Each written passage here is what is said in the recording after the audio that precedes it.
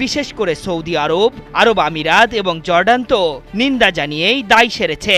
তবে মুসলিম বন্ধু কাতার ঘায়েল হতেই সিংহের গর্জন দিয়ে উঠল ইরান।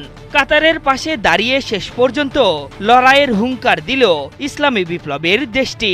সেই সাথে ইসরায়েলের বারবারন্তের পেছনে অদৃশ্য শক্তি হিসেবে যুক্তরাষ্ট্র কলকাঠি নাড়ছে, সে কথাও জোর দিয়ে বলেছে Tehran.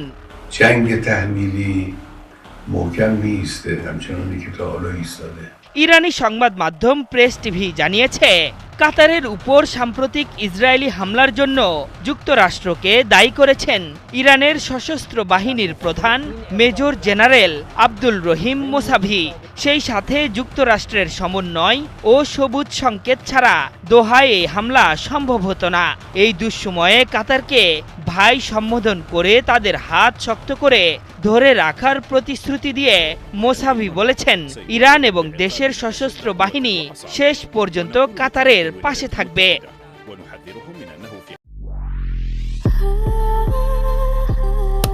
Walton switch, stylish and elegant.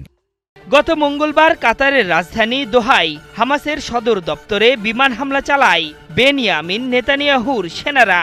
এ সময় গাজায় যুদ্ধবিরতির জন্য যুক্তরাষ্ট্রের দেওয়া প্রস্তাব নিয়ে আলোচনায় বসেছিলেন ইসলামী আন্দোলনের নেতারা। ঠিক এই সময়ে এয়ার স্ট্রাইক অভিযান পরিচালনা করে দখলদার ইসরায়েল।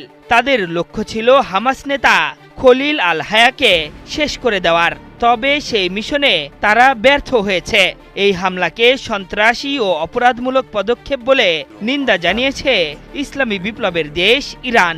সেই সাথে আরব ও মধ্যপ্রাচ্যে অস্থিরতা এবং উত্তেজনার কারণ হিসেবে ইসরায়েলকে দায়ী করে মোসাভি বলেছেন, ইসরায়েলের এই আগ্রাসনের পেছনে পশ্চিমা দেশগুলো, বিশেষ করে যুক্তরাষ্ট্রের অবিচল সমর্থন রয়েছে। এদিকে কাতারের অকুণ্ঠ সমর্থনে প্রতিক্রিয়া দিয়েছে দোহাও। কাতারের উপপ্রধানমন্ত্রী ও প্রতিরক্ষা মন্ত্রী সাউদ বিন আল থানি বলেছেন, শান্তি প্রতিষ্ঠার জন্য যখন সব পক্ষ বৈঠক ও আলোচনায় ছিল তখনই হামলা করে ইসরায়েল।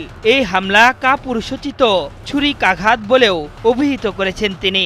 পাশাপাশি ইরানের সহায়তার জন্য কৃতজ্ঞতা প্রকাশ করে আল থানি বলেছেন, দুই দেশের মধ্যে শিগগিরই বৈঠক হওয়া উচিত, যাতে একসঙ্গে কার্যকর পদক্ষেপ নেওয়া যায়।